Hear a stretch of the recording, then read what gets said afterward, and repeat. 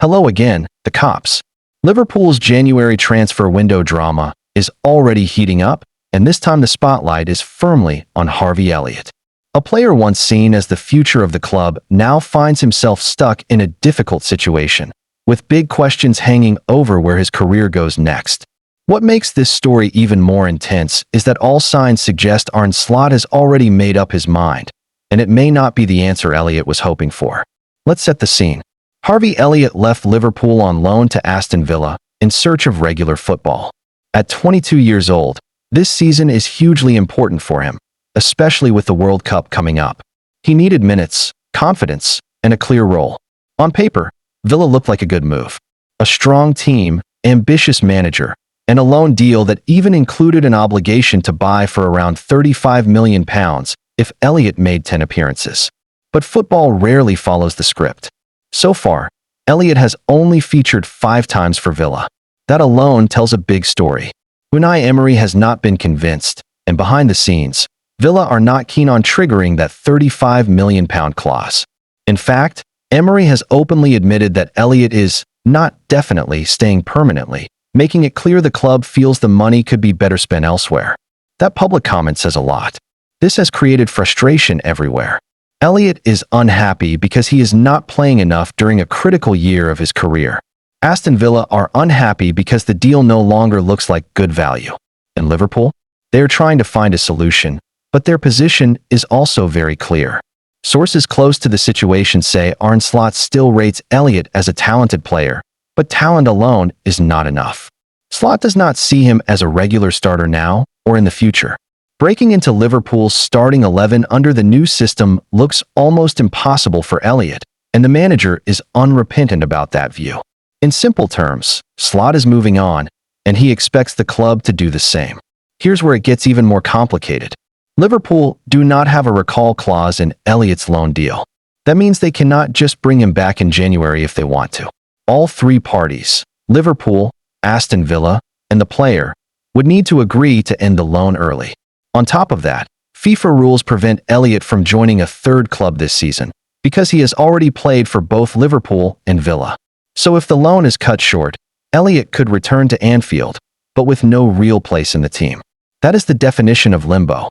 Liverpool have already held talks internally and with Elliot's camp, and the long-term plan is becoming obvious. Regardless of what happens in January, the club fully intends to sell Harvey Elliot permanently next summer. The aim is clear: raise funds for new signings that better fit Arne Slot's vision. It's a tough reality, especially when you remember Elliot's journey. He broke through at Fulham as a teenager, joined Liverpool in 2019, and showed real flashes of quality over the years. He played his part in title-winning campaigns, delivered important goals and assists, and was often praised for his creativity and work rate. Many fans believed his breakthrough moment would eventually come. But under Slot, those chances have dried up. Limited minutes stalled his progress, and the Villa loan, meant to revive his career, has instead made his future even more uncertain. Still, it's not all bad news for Elliot. Looking ahead to the summer, interest will be strong. Fulham, his boyhood club, have always admired him and are keeping a close eye on his situation. Crystal Palace are also longtime admirers, and other Premier League clubs are expected to join the race. For a young, homegrown, creative midfielder, there will be options. For Liverpool, this feels like the end of a chapter. As the club pushes for silverware on multiple fronts, tough decisions are being made. Sentiment is being put aside in favor of a clear footballing direction. A summer sale would close the door on Elliot's Anfield story, but it could also open a new one where he finally gets the regular football he needs to shine. For now, the waiting continues. January talks, Villa's decisions, and Liverpool's long-term plans will all shape what happens next. One thing, though, is becoming impossible to ignore. Harvey Elliott's time at Liverpool is slowly but surely running out. Don't forget to like and subscribe so that you won't miss anything.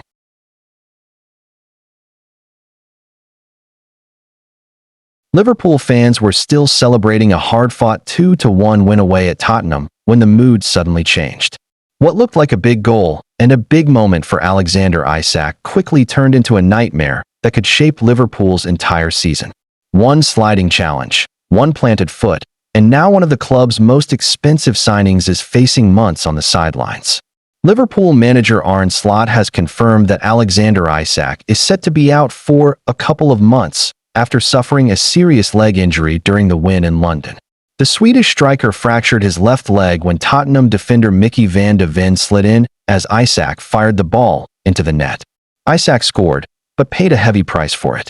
Liverpool later confirmed that Isak underwent surgery for an ankle injury that included a fibula fracture. For Slot, the disappointment is clear. He described the challenge as reckless and admitted that losing Isak for this long is a huge blow, not only for the player but for the entire team. Slot did not hide his frustration. While Tottenham midfielder Xavi Simons had already been sent off earlier in the match for a late tackle on Virgil van Dijk, Van de Ven escaped any punishment for the challenge that injured Isak. Slot made it clear he felt there was a big difference between the two incidents. According to him, Simon's tackle was unintentional and unlikely to cause serious harm, but Van de Ven's was far more dangerous. Slot explained that if a defender makes that kind of tackle repeatedly, the risk of serious injury is always high. In his eyes, it was not bad luck alone, but a challenge that crossed the line. Tottenham boss Thomas Frank, however, strongly disagreed. He defended Van de Ven and described him as a fair and competitive defender who was simply doing his job. Frank argued that any defender would try to block a shot in that situation and suggested that Isak planting his foot made the injury look worse than it actually was.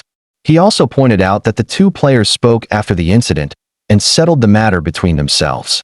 The debate did not stop there.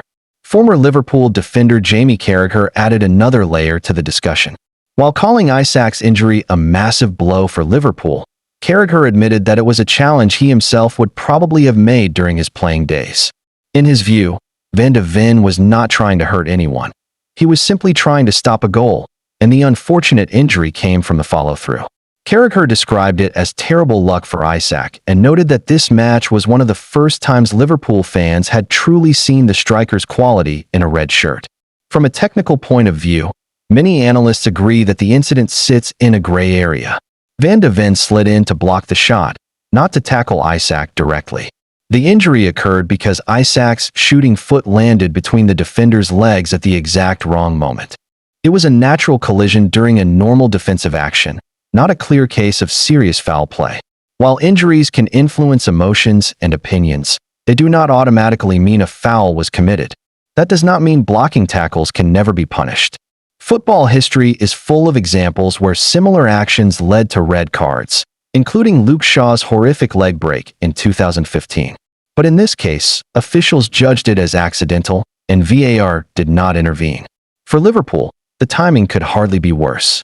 They now face Wolves at Anfield without Isak, and their attacking options are already stretched. Mohamed Salah is away with Egypt at the Africa Cup of Nations, leaving a huge gap in goals and experience.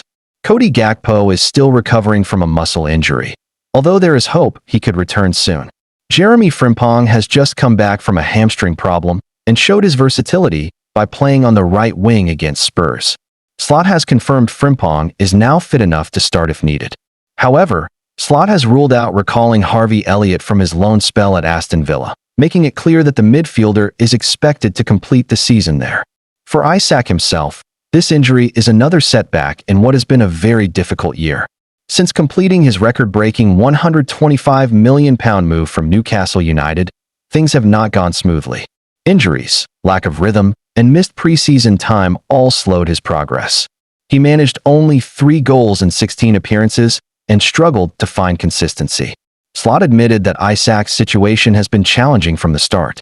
After months without proper training before joining Liverpool, adapting to the Premier League was always going to take time. Just as he was beginning to look sharper, scoring against West Ham and again against Tottenham, his season has been interrupted once more.